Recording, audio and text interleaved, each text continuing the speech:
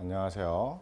전자기학 1에 이어서 전자기학 2를 강의하는 김진배 교수입니다. 전자기학 1에서는 주로 전하가 만드는 전개와 관련된 얘기들을 주로 다루었어요. 우리가 사용하고 있는 교재의 1장부터 7장까지의 범위에서 주로 전개, 전송 밀도, 그와 연관된 전류, 정전 용량 이런 등등에 대해서 공부를 했고요. 그와 관련된 가우스 법칙이나 혹은 포화송의 원리, 그 다음에 라플라스 방정식 이런 등등을 쭉 공부를 해왔죠. 그래서 이와 같은 그 전개에 대한 논의를 전자기학 1의 범위로 잡은 거고요. 이어서 자개 및 전개와 자기의 인터랙션에 대한 얘기를 전자기학 2의 범위에 집어넣습니다. 그러다 보니까 전자기학 2의 그 전체 강의 분량이 전자기학 1에 비하면 좀 많은 편에 속해요. 근데 중간에서 전개와 자개까지를 포함해서 자르기는 또 애매해서 일반적인 학교에서의 어떤 그 강의 형태에 맞춰서 전개에 대한 부분을 전자기학 1로, 그 이후 부분을 전자기학 2로 이렇게 구성을 했습니다. 전체 한 60강 정도 예정을 하고 있는데요. 그보다는 좀 작아질 수도 있고요. 너무 지엽적인 문제는 가끔 건너뛰면서 강수를 좀 조정을 할 생각을 하고 있습니다. 우리가 그 전자기학 1에서 했던 전개에 비교할 때요. 자개는 사실은 좀 더 복잡해요. 자개에 비하면 전개는 사실 어떻게 보면 좀 직관적인 측면이 강합니다. 그러니까 전하를 띤 두 개의 전하 사이에 작용하는 인터랙션은 두 전하를 연결하는 선상에서 작용을 하고요. 인터랙션의 방향도 그 방향으로 이루어지기 때문에 상당히 직관적인 데 비해서 자개는 그거하고는 좀 더 복잡한 형태를 띠기 때문에 우리가 다루기가 좀 더 어렵습니다. 그리고 전개의 근원인 전하의 경우에는 단일 점전하를 분리할 수 있기 때문에 이것들을 분리를 해서 쉽게 실험적으로 증명할 수 있지만 자개는 좀 그렇지 않아요. 물론 자극을 분리할 수 있느냐 하는 문제가 뒤에 가서 나오겠지만요. 그렇게 전개만큼 단순화되지 않기 때문에 좀 더 내용도 복잡한 건 사실입니다. 수학적으로도 조금 더 복잡해 보일 수 있고요. 하지만 기본적인 개념의 흐름을 잘 따라간다면 그렇게 어렵지 않게 내용을 이해할 수 있을 거라고 생각합니다. 그래서 강의를 잘 들으시고요. 책에 있는 예제 및 응용 예제를 직접 풀어보시면서 개념을 익히시면 많은 도움이 될 거라고 봅니다. 그래서 전자기학 2의 첫 번째 시작은 자개에 대한 얘기인데요. 여기서는 정상자개라고 되어 있습니다. 여기서 말하는 정상자개란 공간에서의 자개가 시간에 따라서 변하지 않는 상태를 의미를 합니다. 그 자개의 근원은 우리 보통 움직이는 전하, 즉 전류가 자개의 근원이 됩니다. 그래서 물론 연구자석 같은 경우에는 그러면 뭐냐 하는 문제가 생길 수 있는데요. 아마 설명을 들으셨겠지만 연구자석을 구성하고 있는 각각의 원자들 사이에 원자들이 갖고 있는 아주 작은 마그네틱 다이폴 모멘트의 정렬에 의해서 이루어지는 것이 연구자석의 자개이기 때문에 그것의 어떤 근원을 따져 들어가면 결국 움직이는 전하에 의한 겁니다. 그래서 자개의 원천으로 연구자석 같은 경우에도 균일한 자개를 만드니까 정상 자개의 근원으로 볼 수 있을 건데요. 우선 주로 직류 전류에 의해서만, 즉 시간에 따라서 변하지 않는 일정한 직류 전류에 의한 자개만을 주로 다룰 거고요. 시간에 따라서 변하는 경우라든가 이런 것들은 차후에 좀 더 복잡한 과정에서 다루도록 할 겁니다. 그래서 어떤 자율 공간에 어떤 도선이 존재를 하고요. 이 도선상에 전류가 흐른다고 하자는 얘기입니다. 그러면 이 중에 아주 작은 부분, 미소 전류소를 생각할 수가 있고요. 이렇게 전류소를 생각을 할 수가 있고, 그 전류소로부터 일정한 거리에 있는 한 점, 가령 이렇게 해서 이 점을 잡으면 되겠죠. 우리 교재에 있는 상태를 보면은요. 그러니까 이 점을 P점이라고 하자는 얘기죠. 점을 P점이라고 하자. 그러면 이 전류의 미소 길이를 DL로 하면 DL에 해당하는 전류소에 의해서 P점에 만드는 자개에 대한 얘기인데요. 이 P점 방향의 단위 벡터를 A12로 AR12인가요? R을 집어넣어도 되고요. 넣지 않아도 무방합니다. 책에 있는 그림이니까요. 책을 참조를 하시면 결국 자개 근원이 직류전류이기 때문에 직류전류 전체를 처음부터 다루기는 그렇고요. 직류전류의 아주 작은 부분이 어떤 공간상의 한정에 만드는 자개를 생각을 해보자 하는 얘기입니다. 그래서 이와 같은 자개는 우리가 앞에서 했던 전개와 유사한 부분이 많이 있어서요. 우리가 결국 전하에 의해서 만들어지는 전개는 전하로부터의 거리의 제곱에 반비례하고 전하량에 비례하는 이런 성질을 갖고 있는 것처럼 이 P점에서 이 전류 요소가 만드는 자개도 유사한 형태로 표시가 되는데요. 자개의 크기를 H라고 하면 전류 요소로부터의 거리 R의 제곱에 반비례하고요. 그 다음에 이 자개를 만드는 근원이 전류소니까 전류소의 크기에 해당합니다. 그래서 IDL의 크기에 관계를 하고요. 또한 여기서 이 전류의 진행 방향으로는 자개를 만들지 않고요. 같은 거리에 있으면 전류의 수직한 곳에서 가장 큰 자개를 만듭니다. 그래서 전류소하고 이 R 사이의 각 세타에 대한 사인 값에도 관계를 하게 되어 있어요. 그래서 이와 같은 관계를 갖게 됩니다. 이것은 어떠한 다른 물리법칙으로부터 유도할 수 있는 것이 아니고요. 자개가 갖는 기본적인 성질입니다. 그러니까 콜롬 포스와 유사하게 자개가 갖고 있는 기본적인 성질이다 라고 볼 수 있는데요. 우리가 그 앞에서 전개를 할 때는 우선 힘을 먼저 생각을 하죠. 힘을 생각을 하고 그로부터 전개를 정의를 한다면 자개의 경우에는 물론 여기다가 어떠한 이 자개에 반응하는 형태를 놓고요. 어떠한 자기력을 생각할 수가 있는데요. 이 자기력을 직접 고려하는 건 너무 복잡합니다.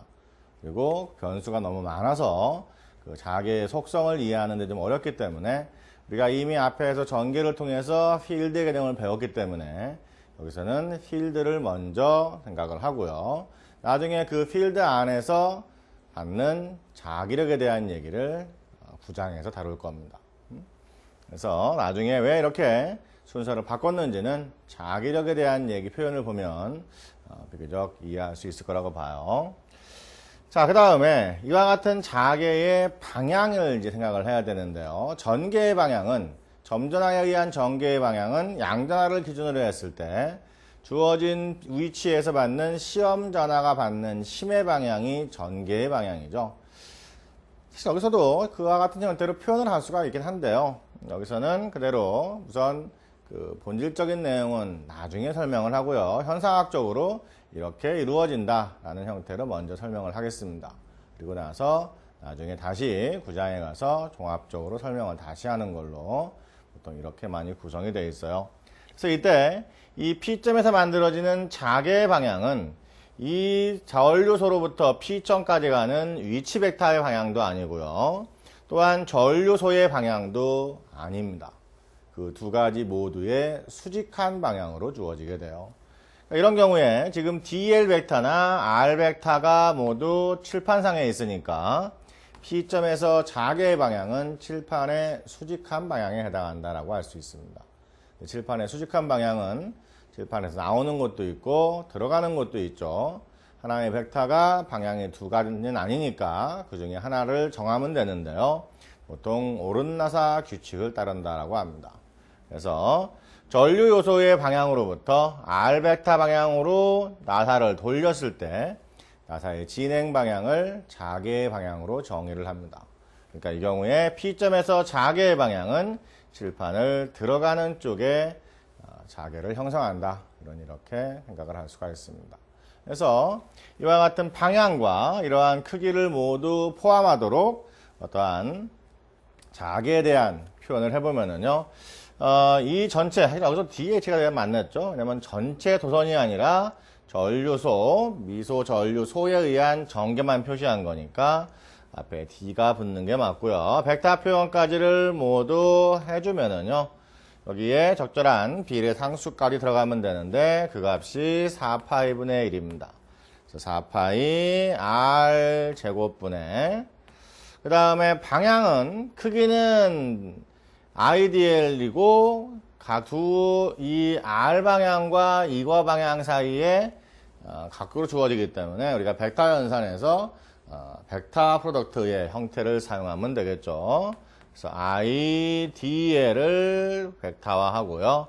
그러면 R 방향의 단위 벡터를 사용을 하면 이와 같은 형태로 표시를 할 수가 있습니다. 이러한 형태는요, 다른 방법으로 표시하면 R 방향의 단위 벡터가 R 벡터를 R의 크기로 나눈 거니까 4파이 R 3승분의 I dl 크로스 R 벡터 이렇게 써도 사실은 같은 얘기죠. R분의 R 벡터가 R 도트 벡터니까요. 그래서 편리한 대로 둘 중에 한 가지를 사용을 하면 되고요. 그림에 맞춰서 우리 책에 보면 그림에 보면은 여기에 DL의 크기를 DL1으로 했고요. 여기서 여기까지 가는 벡터를 R12 벡터로 표시하면 P점에서의 자개는 점 포인트 2니까 DH2로 쓴 거죠. 그러니까 포인트 2에서의 자개다 하는 표현이고요. 그때 해당하는 값은 요 전류소에 의한 거니까 4파이 R12의 제곱분의 I dl 크로스 R12의 단위 벡터 이와 같은 형태로 표시를 할 수 있는데요. 우리 책에는 이 R12 단위 벡터를 우리가 단위 벡터의 표현이 보통 A로 썼으니까 또 A로 표시를 했군요. A의 R12의 단위 벡터 이와 같은 형태로 표현을 했습니다. 그래서 이렇게 표현되는 자개에 대한 표현을 우리는 비오-사바르 법칙이다 라고 불러요. 그래서 두 사람의 공동으로 두 사람의 이름을 따서 이렇게 비오-사바르 법칙이다 라고 부릅니다. 결국은 전개의 근원인 전류소와 그로 인해 발생하는 전개 사이의 관계를 나타내는 것이어서 이것은 쿨롱 법칙과 유사하지만 조금 다른 측면은 있죠. 힘을 표시한 것이 아니고 전개를 바로 표시한 거니까요. 그래서 단위는 이 값이 암페어 퍼 미터가 됩니다. 단위는 암페어 퍼 미터. 그래서 보면은 I 전류고요. 미소 길이니까 미터고 거리의 제곱이죠. 그래서 암페어 퍼 미터 이렇게 사용을 하는데요. 나중에 보면 이제 우리가 자속 밀도를 정의를 하면 우리가 좀 더 일반 물리에서 배웠던 좀 더 익숙한 단위를 다시 그때 가서 볼 수 있을 겁니다. 여기서 만약에 지금 전자기학을 처음 공부하시는 분들은요, 우리가 그 일반 물리학에서 배웠던 자기장이라고 불렀던 거하고 이 H라고 불렀던 것이 지금 서로 혼동이 올 수가 있는데요. 우리가 전기에서도 유사해요. 전기에서도 우리가 보통 쓰는 전기장 E 혹은 전개 E를 직접 쓰는 대신에 가우스 법칙에서 전속밀도 D를 사용해서 표현을 한 것처럼요. 이것도 자기장이라는 표현 대신에 자개의 세기, magnetic intensity라는 표현을 사용을 해서 주어지고요.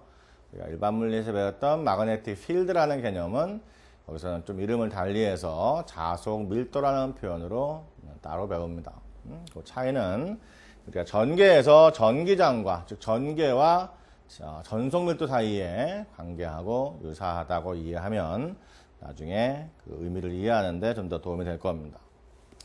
자, 그런데 문제는요, 지금 우리가 전류라는 형태는 어떠한 유한한 도선내를 통과하는 형태로 주어지니까 그 중에 일부분만 이렇게 잘라내서 그거를 가지고 있을 수가 없는 거죠. 잘라버리면 결국은 그 안에 전하는 존재하지만 전하의 흐름이 있는 건 아닐 테니까요.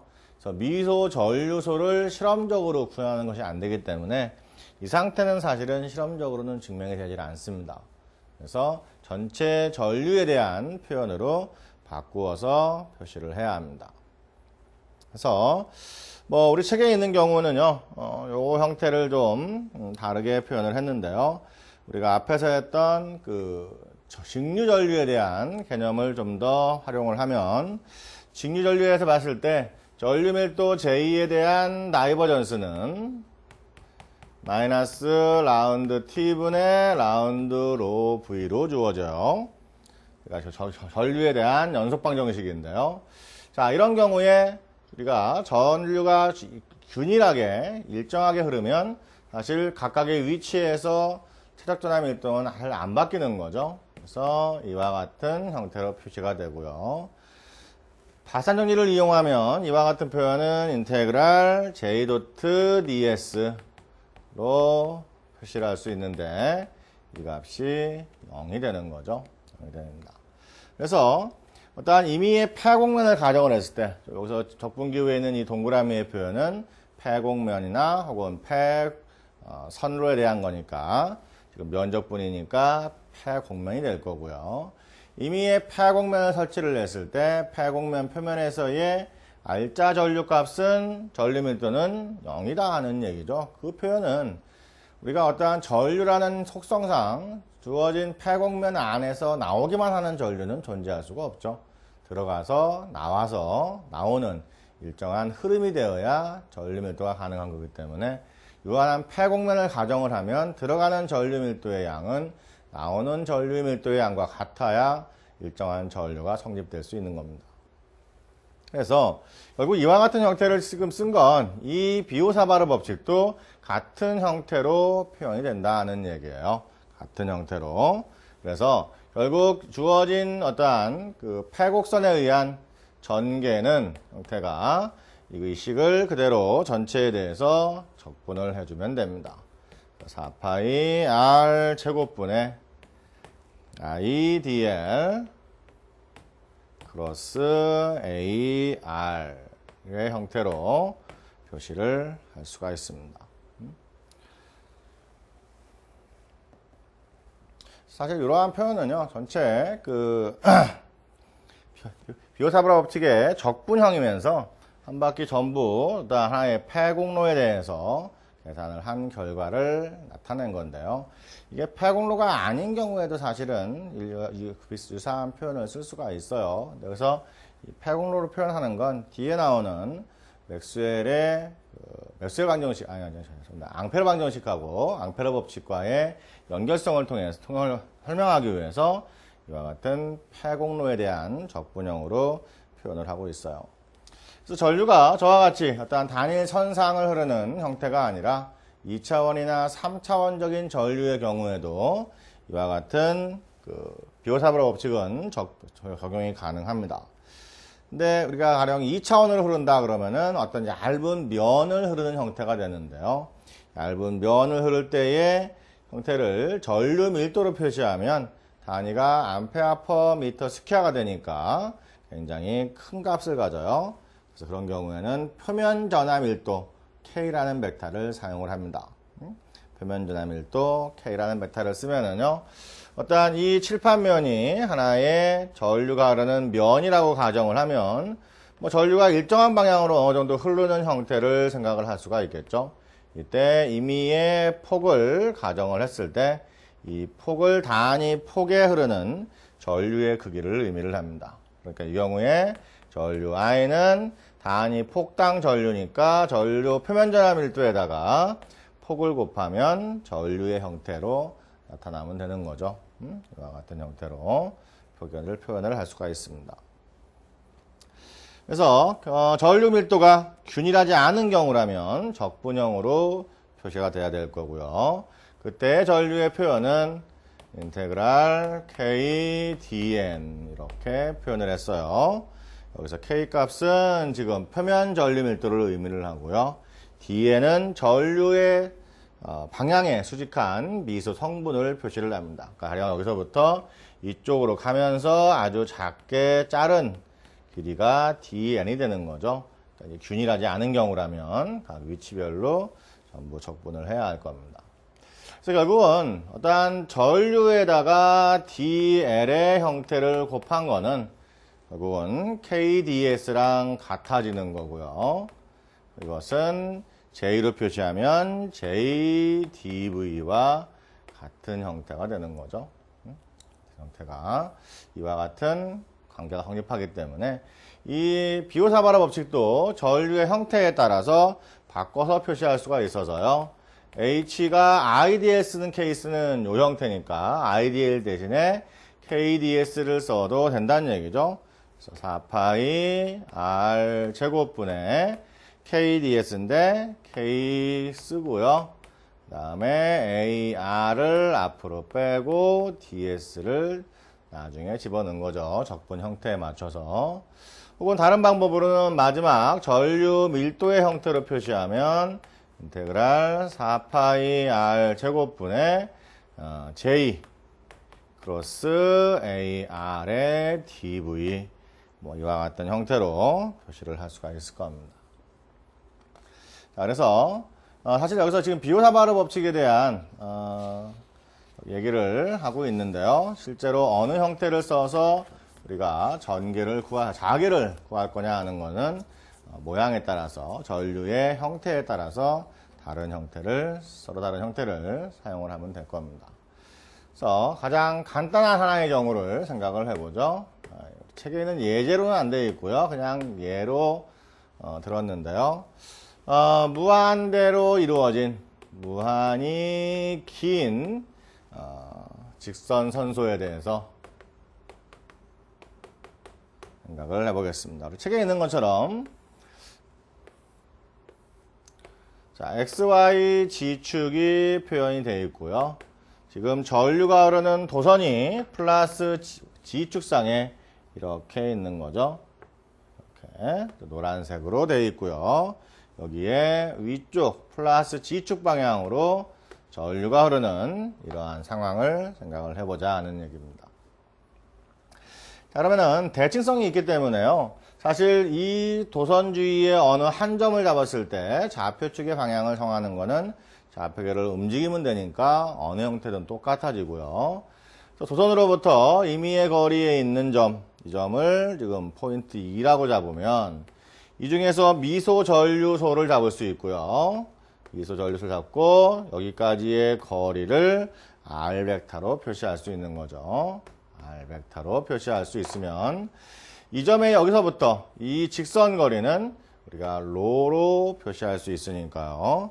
이 점에서부터 여기까지 가는 벡터는 로의 A로 이렇게 사용하면 되고요. 이쪽으로 가는 벡터는 G'의 AG 이렇게 표시를 할 수가 있겠죠. 이와 같은 형태로 표시할 수 있는데요. 여기서 Y 대신에 로를 사용한 건 사실은 대칭성에 따라서 이 점뿐만이 아니라 이 도선으로부터 같은 직선 거리에 있는 점들은 상황이 똑같아지는 거죠. 그래서 좌표계 Y 대신에 도선으로부터의 직선 거리 반경으로 표시를 해서 로로 표현을 한 겁니다. 쉽게 말하면 일종의 원통 좌표계 형태를 차용한다. 이렇게 이해하면 좀 더 쉬울 겁니다. 사실 일반 물리에서도 이런 정도의 적분은 많이 하던 거죠. 많이 하던 거니까요. 그래서 사실은 이거를 이제 우리가 일반 물리 스타일로 표현을 하면 요 점에서 요 전류에 의한 자기장의 방향은, 자계의 방향은 질판을 들어가는 방향이 되고요. 이 점을 기준으로 아래쪽에 있는 임의의 전류 선소를 잡아도 자계의 방향은 이 점에서 봤을 때 똑같이 들어가는 방향이 됩니다. 그렇기 때문에 도선 내 모든 전류 요소가 포인트 2에 만들어주는 자계의 방향은 전부 동일하기 때문에요. 그것의 크기만 표현을 해도 되는데 우리 책에서는 이와 같은 방법으로 전부 적분형으로 제대로 표시를 했어요. 저희가 좌표계의 원점으로 잡아서 우선 이 포인트 2까지의 위치 벡터 여기서 이 벡터죠. 이 벡터를 R 벡터로 표현을 했습니다. 그러면 R 벡터는 로의 A로 벡터가 되는 거고요. 그 다음에 요 전류 요소, 요 IDL 형태를 표시할 수가 있겠죠. 혹은 R 프라임 벡터, 그러니까 여기서부터 전류소까지 가는 벡터를 R 프라임 벡터로 표시를 했어요. 그러면 R 프라임 벡터는 G 프라임의 AG 이렇게 표현되겠죠. 그래서 G 대신에 G 프라임을 쓴 거는 뭐 큰 의미가 없어요.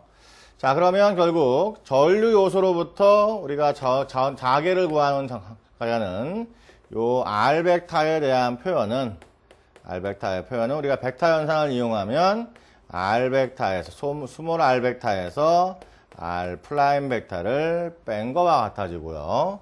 그러니까 로의 A로 벡터 마이너스 G 프라임의 A G 프라임 이렇게 표현되겠죠.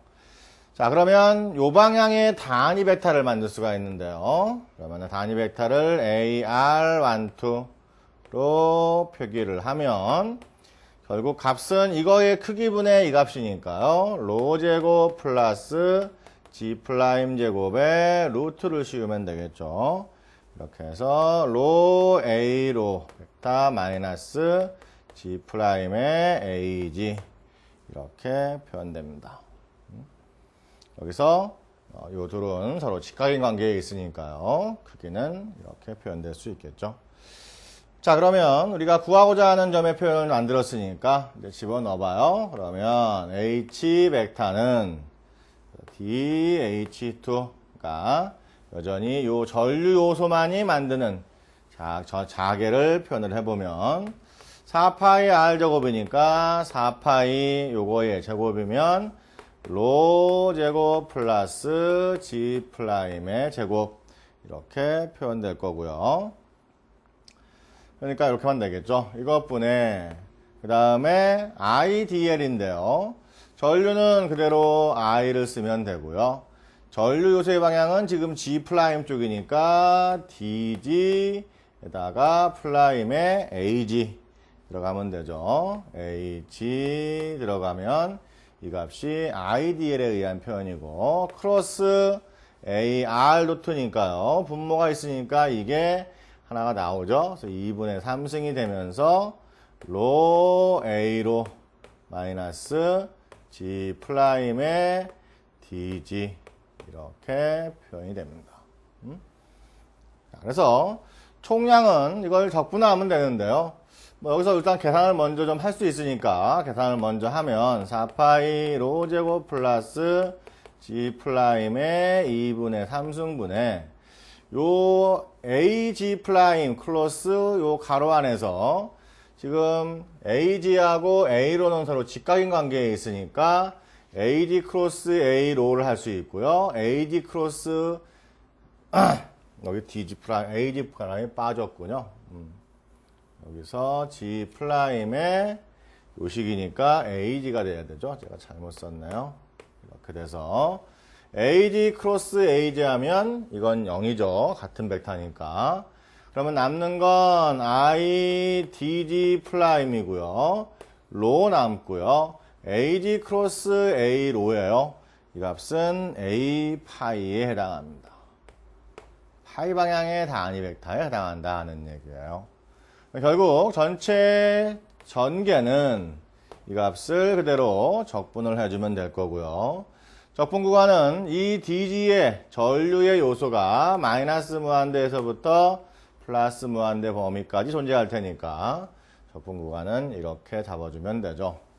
자, 이렇게 해서 적분을 수행을 하면 얼마가 나오냐면요. 4파이분의 I는 밖으로 나오고 A 프라이도 밖으로 나오죠. 그러면 남는 건 4파이분의 I 로의 A 파이는 나오고요. 인테그랄 로 제곱 플러스 G 프라임 제곱에 2분의 3승분의 DG 프라임 이렇게만 남겠죠. 마이너스 무한대에서부터 플러스 무한대까지 이렇게 표현됩니다. 여기서 지금 로는 상수로 취급을 하는 거예요. 도선으로부터 일정 거리에 있는 점들에 대한 거니까요. 자, 이 적분은 적분표를 활용하시거나 미적분학 지식을 활용하면 뭐 그렇게 어려운 적분은 아닙니다. 적분을 해보면 4파이 I 로의 A 파이는 그대로 붙고요. 이 적분을 해준 값이 뭐와 같냐면 로 제곱에 루트 로 제곱 플러스 G 프라임의 제곱분의 G 프라임 이렇게 적분이 됩니다. 사실 뭐 로의 이거 함수는 아니니까요. 마이너스 무한대에서부터 플러스 무한대까지 이렇게 되겠죠. 자, 이거 대입하면은, 그냥 대입하면 사실은 G'도 대입하면 무한대가 되고요. 루트 안에 있지만 어쨌든 제곱의 루트니까 집어넣으면 무한대로 가죠. 그래서 그냥 대입하면 무한대, 무한대, 마이너스 무한대, 마이너스 무한대 되기 때문에 그냥은 안 되고요. 이 값을 살짝 변형을 해줘야 합니다. 그래서 전체를 G'의 절대값으로 양 아래 위를 전부 나눠주고요. 그러면 그리고서 대입을 하면 이 값을 구할 수 있는데 이 적분값은 2에 해당합니다. 그러니까 전체를 G'의 절대값으로 나눠주세요. 분자 분모를. 그리고 여기다가도 똑같이 그러면 루트 안으로 들어가면 G'분의 로의 전체 제곱이고 이쪽은 1이 되죠. 그러니까 무한대가 들어가면 역시 얘는 지워지니까 이 값은 1만 남고요. 마이너스 무한대 들어가도 1만 남습니다. 그래서 결국 해보면 요 제곱은 상수니까 밖으로 빠지고요.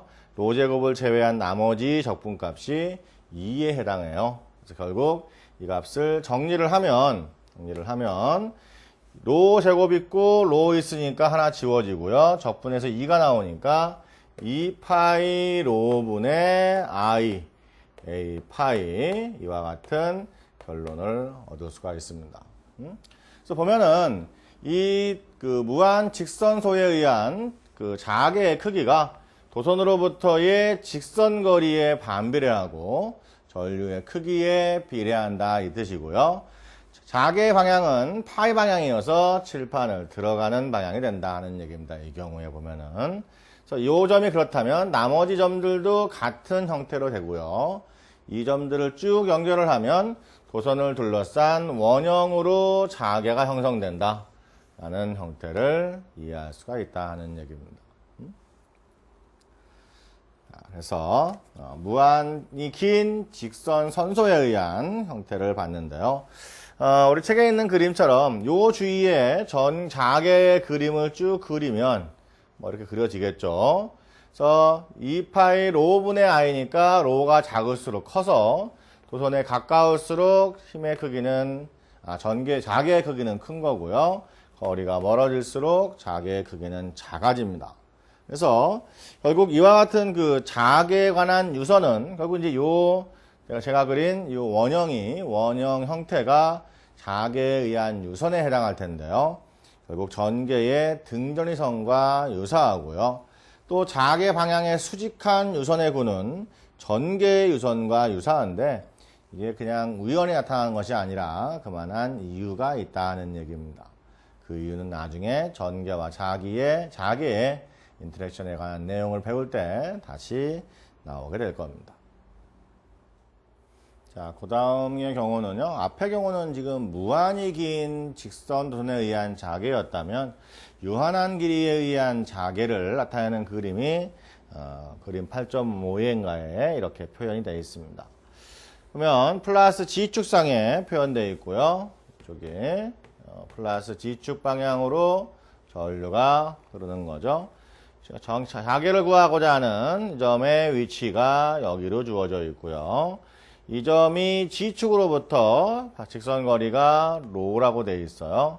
그래서 이 점을 기준으로 해서 도선의 출발점까지 가는 요 선이 이루는 각도를 알파1, 도선의 끝부분까지 이루는 각도를 알파2라고 했을 때 이때 이 부분에 의한 전개가 이 점에 의해서 여기다 만드는 자개죠. 그러니까 전류가 만드는 자개의 형태는 4파이 로분의 i에 사인 알파2 마이너스 사인 알파1의 a파이로 주어진다 그랬어요. 연습 문제에 있는 결과인데요. 여기서 뭐 이거 연습 문제를 길게 풀어주기는 좀 시간적으로 그렇고요. 앞에서 했던 결과와 똑같은 방법이죠. 앞에서는 적분 구간이 마이너스 무한대에서부터 플러스 무한대까지라면 이 경우는 가령 이 점의 위치가 G1이고 이 점의 위치가 G2면 G1에서 G2까지로 적분 구간이 바뀌는 거고요. 그래서 간단한 기하학적인 테크닉을 이용하면 결국 이와 같은 형태로 만들어 갈 수 있을 겁니다. 직접 해보시면 그렇게 복잡하진 않아요. 그래서 어떠한 유한한 그 도선에 의한 자계를 구할 때 유용하게 사용할 수 있는 그러한 식이라고 할 수 있습니다. 그래서 예제 8.1을 가지고요. 좀 더 자세하게 알아보면은요. 예제 8.1은 그림에 있는 것처럼 지금 XY, G 좌표계를 그렸을 때 도선이 플러스 X축을 따라서 전류가 오다가, 그죠? 오다가 플러스 Y축을 따라서 나가는 이런 형태의 전류를 나타내고 있습니다. 그 다음에 우리가 원하는 점 P점은 이 점이고요. 그래서 이렇게 보면 그림들이 뭐 쭉 그려져 있죠. 이렇게 돼 있으니까요. 그래서 이렇게 돼 있는 거죠. 그래서 이 부분들은 저 끝에서부터 여기까지니까 이 점을 기준으로 해서 그린 각이 알파, 요 각이 알파 2x, 뭐 알파 1y, 알파 2y, 알파 1x 뭐 이런 형태로 표시가 되어 있고요. 이 점의 좌표점은 뭘로 표시되어 있냐면 0.4, 0.3, 0이니까 XY 평면상에 있는 한 점이죠. 자, 이 점에서의 자계를 구해봐라 하는 얘기예요. 자, 그럼 우선 요 그림에서 알파 1x, 여기가 이제 알파 1x고요. 여기가 알파 2x, x, 그 다음에 여기가 알파 1y, 알파 2y 이렇게 되어 있는 거죠. 요 식을 지금 활용을 할 거예요, 계속. 자, 보면 알파 1x는 이게 지금 여기서부터 이쪽으로는 무한대까지 오는 거죠. 무한히 긴 데서부터 와서 여기까지 오는 거니까 요선을 기준으로 해서 이쪽 각이 지금 알파 1x니까 알파 1x는 90도에 해당하고요. 90도에 해당하는데 각의 방향이 마이너스니까 마이너스 90도로 여기서 이렇게 측정한 거하고 이렇게 측정한 거하고 방향이 다르죠. 이렇게 표시할 수 있고요. 알파 2x는 요각인데요. 이 점의 좌표점이 지금 0.4, 0.3이니까 여기가 0.4, 여기가 0.3이죠. 그러면 이렇게 되면 이거 직각이니까 이 길이 분의 이 길이 하면 이 각에 대한, 그러니까 요 길이 분의 이 길이 하면 이 각에 대한 탄젠트가 나오는 거죠.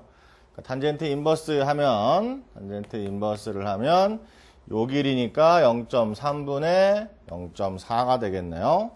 0.3분의 0.4 이렇게 계산할 수가 있고요. 이 값이 53.1도에 해당합니다. 자, 알파 1y는요. 이 각이죠.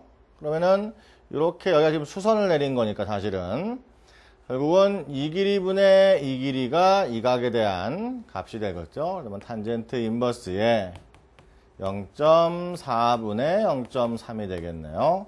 이 값을 계산을 하면 이 값이 얼마가 나오냐면 마이너스 36.9도가 나오고요. 여기서 지금 역시 방향이 이쪽이 플러스면 이쪽은 마이너스니까 전체 마이너스 표시하면 되겠고요. 알파 2y는 이쪽으로는 무한히 가니까 각은 90도가 되겠죠. 알파 2y는 90도.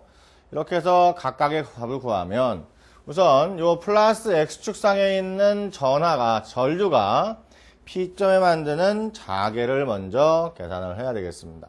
그것을 우리는 H2X라고 했어요. 이렇게 보면은 H2X가 요 부분이 만드는 자계죠. 앞에서 했던 요 형태를 그대로 써주면 되니까요. 4파이 로인데 로는 여기서부터 여기까지의 거리죠. 이 거리는 이 점의 요 거리와 같으니까 0.3이 되고요. 0.3이 되고 그 다음에 전류의 크기는 얼마냐면 8A니까 8 들어가면 되고요. 그 다음에 sin 알파 2 마이너스 sin 알파 1이니까 sin 알파 2는 53.1도. 그 다음에 사인 알파와는 사인 90도.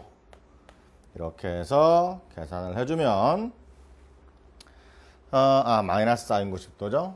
마이너스 90도. 이렇게 계산되겠네요.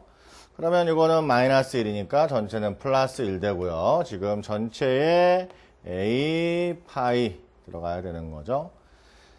계산을 해주면 이 값이 얼마냐면 파이분의 12가 나오고요. A 파이가 되는데 여기서 파이의 방향은 사실상 그러니까 요 선에 의해서 만들어지는 자개니까 여기서 이 형태에서 봤을 때는 마이너스 G축으로 들어가는 자개를 만들게 됩니다. 이 자개 방향이 직선도선에 의해서 헷갈리면은요, 우리 아마 일반물 시간에 다 배운 걸 써먹으면 돼요, 그대로. 이런 형태를 취해서 전류의 방향이 직선이면 이게 자개의 방향이고요. 자, 전류가 원형으로 주어지면 이게 엄지손가락의 방향이 자개의 방향으로 주어지죠.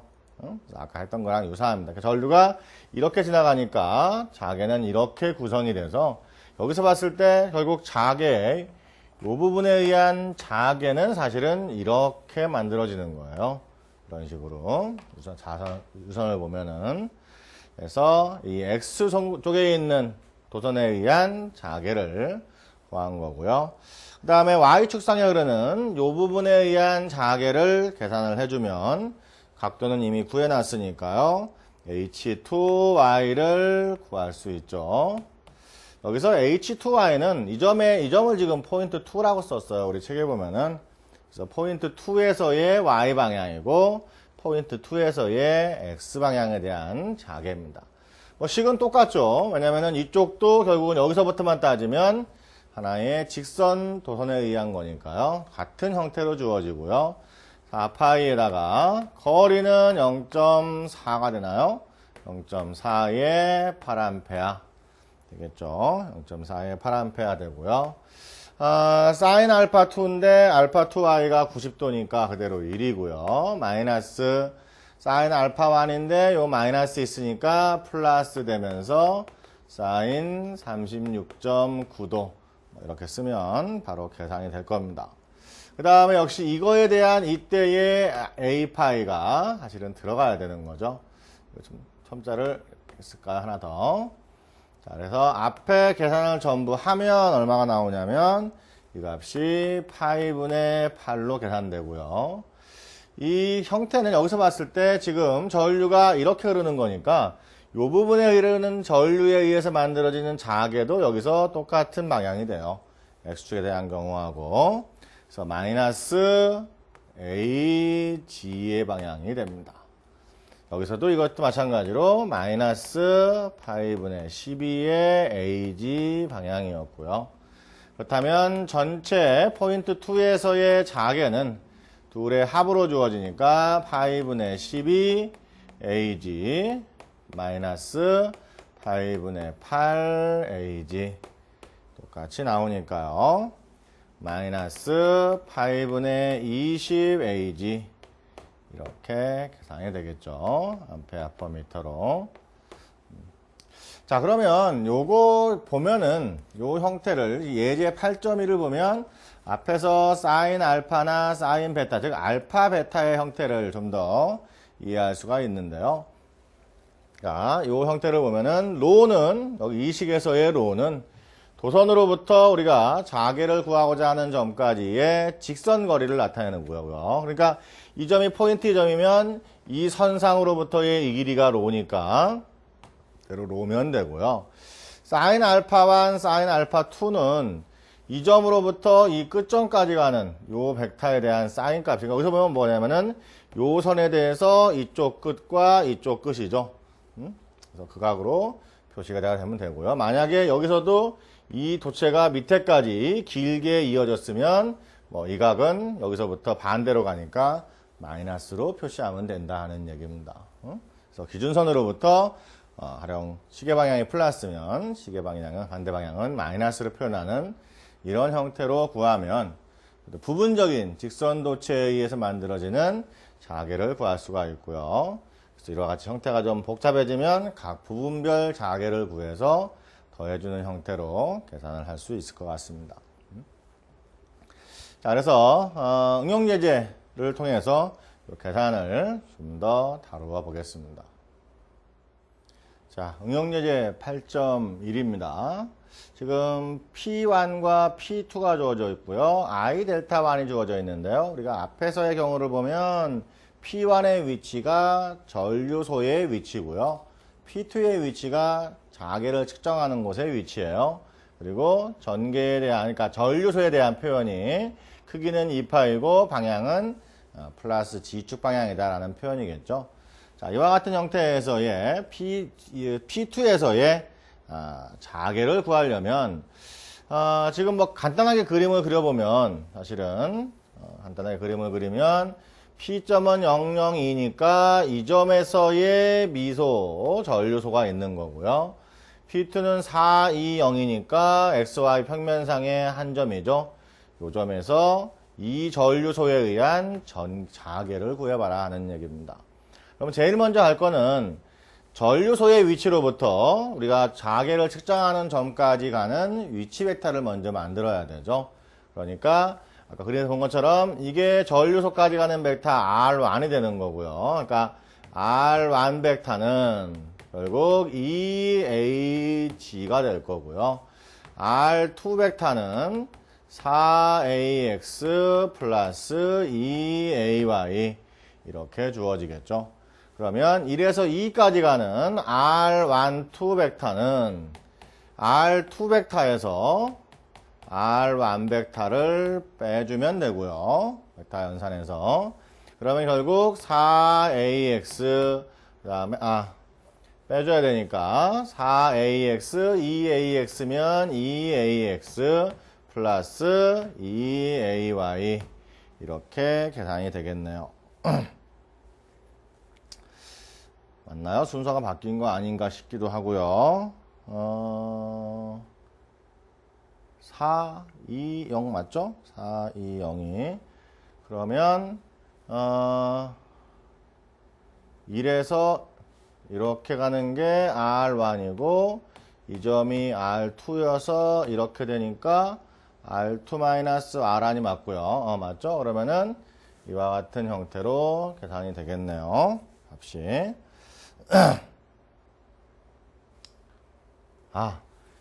여기서 이거 빼는 거죠. 제가 잘못했네요. 헷갈렸어요. 순간적으로. 이게 XG인데 같은 X인 줄 알았네요. 그러면 여기가 4가 된 그냥 하고 요것만 나오면 되는 거죠. 제가 착각을 했어요. 자, 이렇게 해서 R1, 2가 만들어질 겁니다. 자, 그러면은 우리가 그 비호사번호 법칙을 표현을 하면은요. H2 벡터는 4파이 R 제곱분의 IDL, 여기서 I 델타 L 크로스 AR 벡터, 이렇게 표현할 수가 있는데요. 여기서 AR 벡터를 굳이 구하려고 하지 말고요. 4파이 R 3승으로 쓰고요. 그러면 I 델타 L 크로스 R1, 2 이렇게 써도 무방한 거죠. 이와 같은 형태로 써도 무방합니다. 이렇게 해서 계산을 해주면, 그러면 4파이에 R 벡터의 크기는 4제곱 플러스 2제곱 마이너스 2제곱의 2분의 3승이 될 거고요. 그 다음에 IDL이 2파이 Ag니까 2파이 Ag에 크로스 요 벡터니까 4AX 플러스 2AY 마이너스 2AG 이렇게 계산이 될 겁니다. 그렇죠?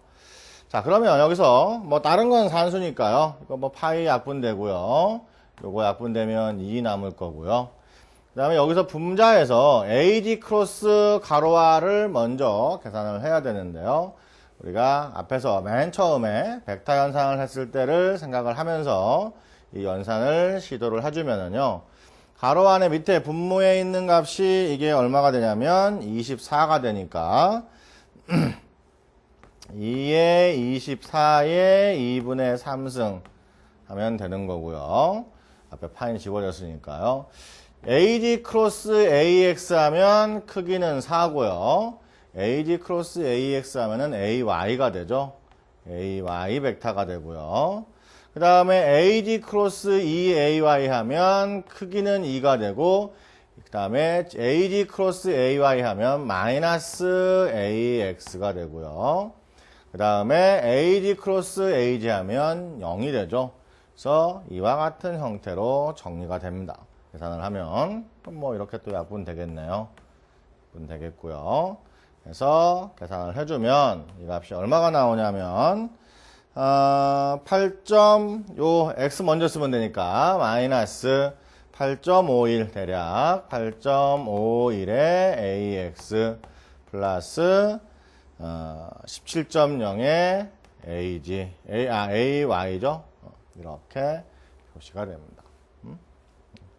그래서 방법은 우선 우리가 전류소가 있는 위치에서부터 자개를 측정하고자 하는 점까지 가는 위치 벡터를 먼저 결정을 해주면 되고요. 그렇게 되면 그 위치 벡터만 알면 비오사그라 법칙에다가 그대로 대입을 해주면 되고, 이 연산이 벡터 프로덕트니까 벡터 프로덕트에 대한 연산 규칙만 이해하면 그렇게 어렵지 않게 계산을 할 수 있습니다. 자, 지금 B번도 있는데요. B번은 A번하고 뭐 거의 유사하기 때문에 B번은 그냥 패스하고요. 직접 해보시고요. C번을 뭐 역시 같은 패턴인데 조금 더 전류소의 방향이 좀 복잡해서 C번은 좀 더 다뤄보도록 하죠. 자, 이 경우도 그럼 뭐가 되냐면 원점으로부터 P1까지 가는 벡터를 R1 벡터라고 하면 AX 플러스 2AY 3AG 이렇게 써질 거고요. P2까지 가는 벡터를 R2라 그러면 마이너스 3AX 마이너스 AY 플러스 2AG 이렇게 표현되겠죠. 역시 여기서도 P1이 전류소의 위치고 P2가 자개를 측정하고자 하는 점의 위치니까요. R12 벡터를 만들 수가 있고요. 그건 R2 벡터에서 R1 벡터를 빼주면 되니까 빼주면 마이너스 4AX 마이너스 3AY 마이너스 AG 이렇게 R12 벡터를 결정을 할 수가 있습니다. 그래서 이거의 크기를 구하면 R벡터의 크기를 구하면 R12의 크기는 4제곱, 3제곱, 1제곱의 루트로 씌운 것과 같아서 값이 루트 26이 되고요. 자, 앞에서 본 것처럼 결국 비오사바르 법칙을 하려면 요 벡터하고 IDL 벡터하고 이 R12 벡터의 벡터 곱이 필요하죠. 그래서 그 벡터 연산을 좀 먼저 해보는 걸로 하겠습니다. 즉 델타 I1 델타 안 크로스 R12 벡터의 벡터 연산을 먼저 하자는 얘기예요. 그러면은 이건 뭐와 같냐면 뭐 우리가 두 벡터 A, B의 벡터 연산에 대한 공식을 기억하시면 되는데요. 행정식으로 쓰는 게 제일 기억하기 쉽죠. 제1행의 AX, AY, AG 성분을 써주고요. 단위 벡터에. 첫 번째 행에 앞에 붙는 A 벡터의 성분이니까 2파이는 나중에 빼서 쓰기로 하고요. 마이너스 1, 1, 2 이렇게 대입하면 되죠. 제3행에는 R 벡터의 성분이니까 마이너스 4, 마이너스 3, 마이너스 1 이렇게 계산을 해주면 됩니다. 이 행정식을 전개를 하면 되는데요. 뭐 이렇게 살러스 방식으로 전개를 해도 되고요. 아니면 소행률로 전개도 되죠. 그래서 AX가 들어간 걸 제외한 나머지 소행렬을 이용하면 결국 계산은 뭐와 같냐면 이렇게 곱해서 마이너스 1 이렇게 곱해서 마이너스 6 플러스 6이 되고요. AX 써주면 되고요. AY가 들어가 있는 열과 행을 제외하면 이렇게 해서 1 이렇게 하면 마이너스 8 플러스 8 되고 AY 되는데 앞에 마이너스 붙고요. AG가 들어있는 행과 열을 제외하고 만들면 이렇게 곱해서 3 이렇게 곱해서 마이너스 4를 빼니까 플러스 4의 AG 앞에 플러스 붙습니다. 그러면 5AX 마이너스 9AY 플러스 7AG의 결과를 얻을 수가 있고요.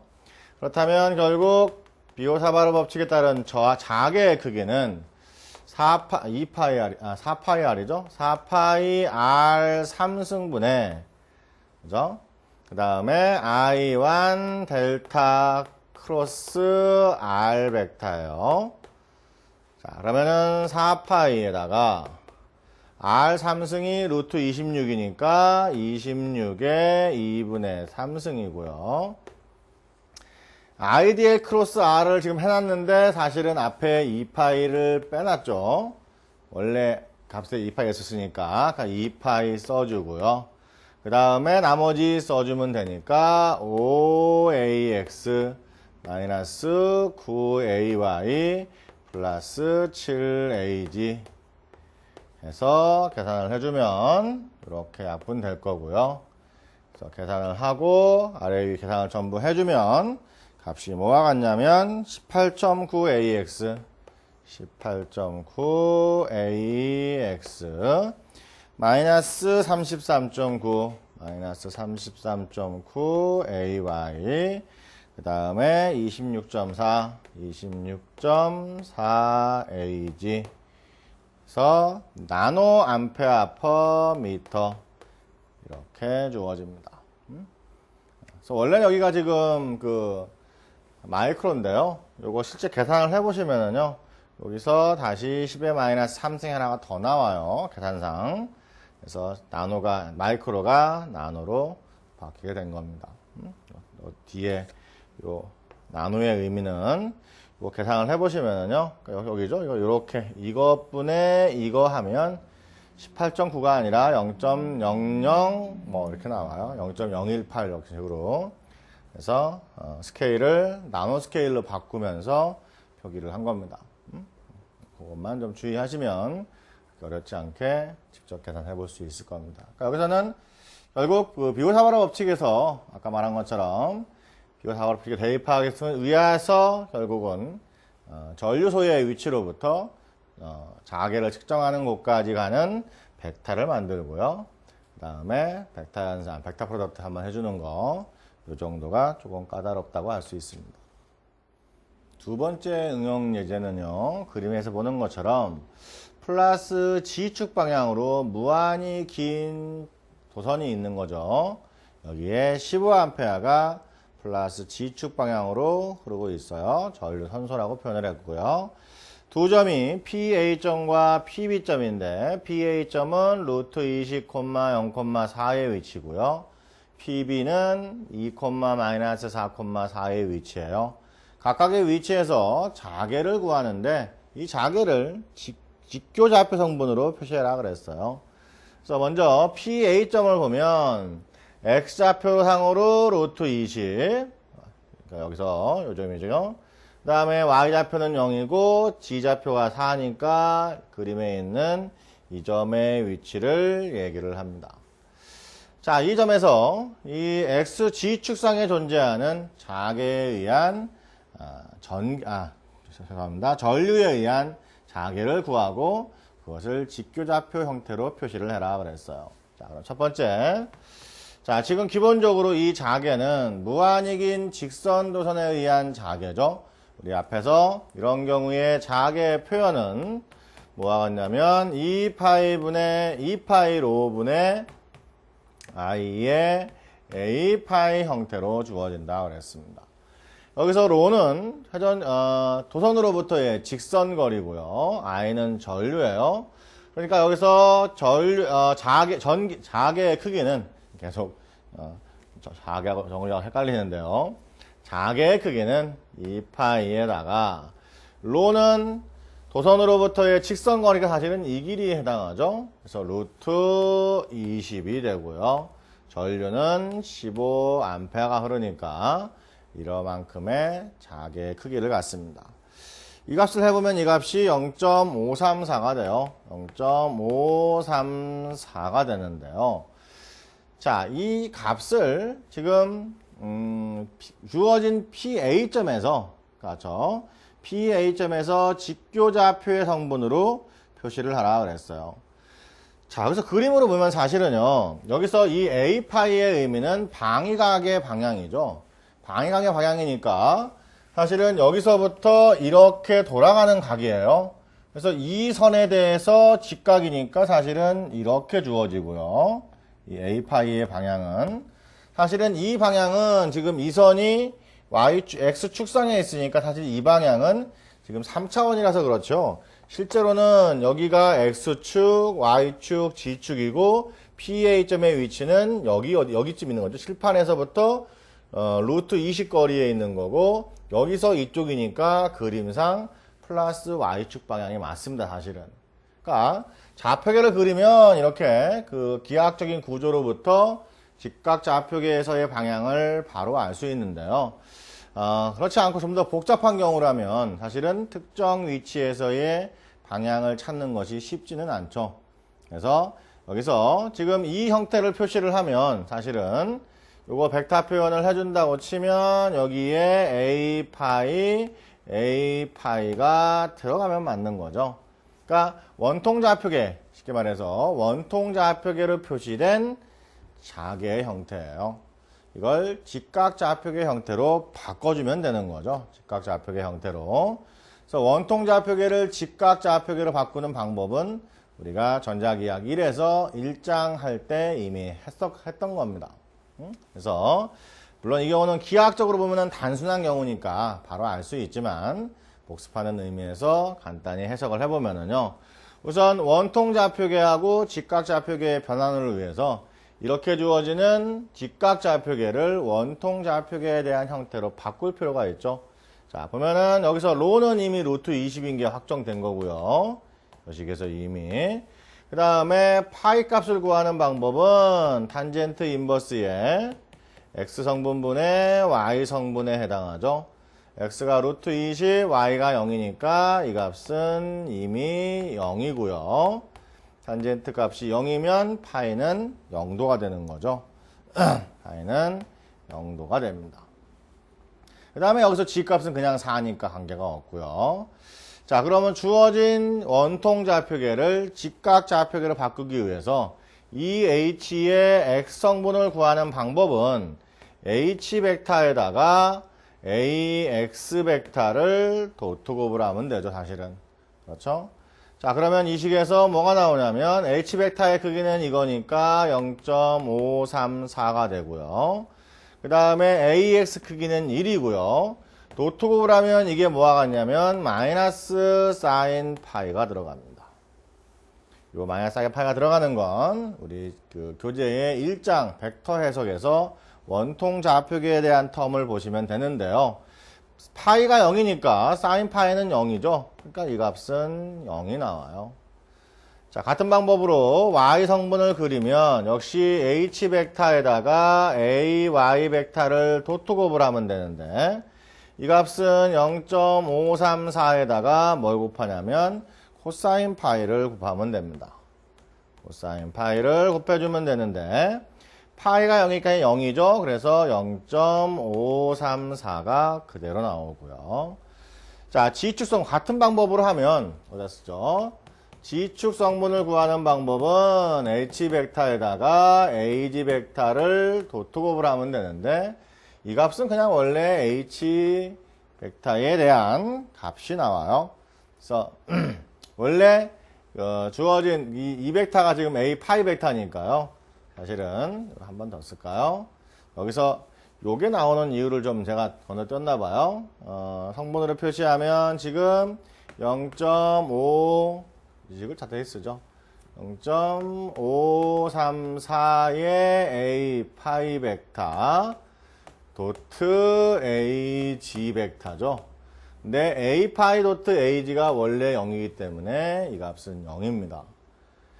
앞에 여기서 사실은요, 아까 제가 지금 설명을 좀 건너뛰었는데 이것도 보면은 사실은 H 도트 AX 할 때 0.534의 A 파이 도트 AX가 되는 거고요. 이 계산을 할 때 마이너스 사인 파이가 나온 거였어요. 그 앞에 있는 표를 보시면 알 수 있으니까요. 자, 보면 결국 H의 X성분도 0, H의 G성분도 0이니까 H 벡터는 뭐라고 쓸 수 있냐면 0.534의 AY가 되겠죠, 그대로. 자, 아까 우리가 기하학적으로 봤던 형태하고 당연히 같습니다. 그래서 이 계산을 한번 직접 다시 한번 해봄으로써 원통좌표를 직각좌표로 바꾸는 방법을 생각을 해본 거죠. 자, 그러면 이제 B는 같은 방법으로 그대로 풀면 됩니다. 자, PB의 위치가 2-4, 4니까요. 우선 자개의 크기를 구하기 위해서 우선 로를 먼저 구해야 되니까 로를 먼저 구하면 로는 x제곱 플러스 y제곱의 루트를 씌운 것 같기 때문에 2제곱 4제곱의 루트죠. 그러면 루트 20인가요? 그렇죠? 루트 20이 나오고요. 그 다음에 파이 값은 탄젠트 인버스의 x분의 y에 해당하고요. 그러면 탄젠트 인버스의 x가 2, y가 마이너스 4가 되죠. 그래서 이 값을 계산을 해주면 마이너스 1.107 라디안이 나옵니다. 제가 계산을 라디안으로 해서 그래요. 뭐 원하시면 디그리로 놓고 계산을 하시는데 어차피 뭐 손으로 하는 거 아니고 계산기 쓰는 거니까 계산기 할 때만 좀 주의를 하시면 되고요. 자, 그러면 이제 결국 자개 크기는 아까랑 축은 똑같죠. 2파이 로분의 i a 파이 벡터가 되는 거고요. 대입하면 2파이 루트 20분의 8이 아까 15A였나요? 15A의 a 파이가 나오는데 이 값을 계산하면 얼마가 나오냐면 0.534가 나옵니다. 똑같이 이것도 0.534 a 파이 이렇게 나와요. 다 똑같죠? 보면은 이 값도 20이고요. 로가 앞에 A번의 경우도 20이었으니까 뭐 당연히 계산은 똑같이 나오겠네요. 자, 그러면 똑같으니까 0.534 a 파이 0.534 a 파이니까 그러면 직교좌표도 같은 거냐? 그렇진 않은 거죠. 자, 다시 한번 그림으로 돌아가서요. 자, 이 그림에서 보는 것처럼 지금 PB의 위치는 어디냐면 2-4, 4니까 직각좌표계로 해서 이게 X축, Y축, G축이면 X축으로 2, Y축으로 마이너스 4, G축으로 4니까 여기 어디입니다. 칠판상에서 봤을 때.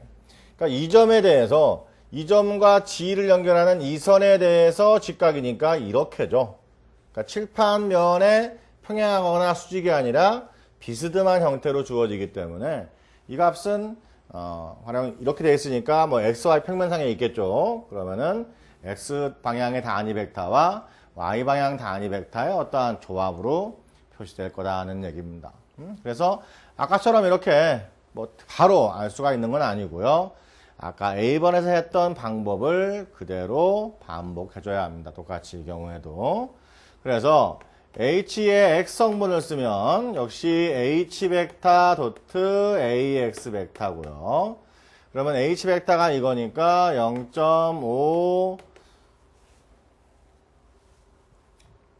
0.534 A 파이 벡터를 AX 벡터와 도트곱을 하는 거고요.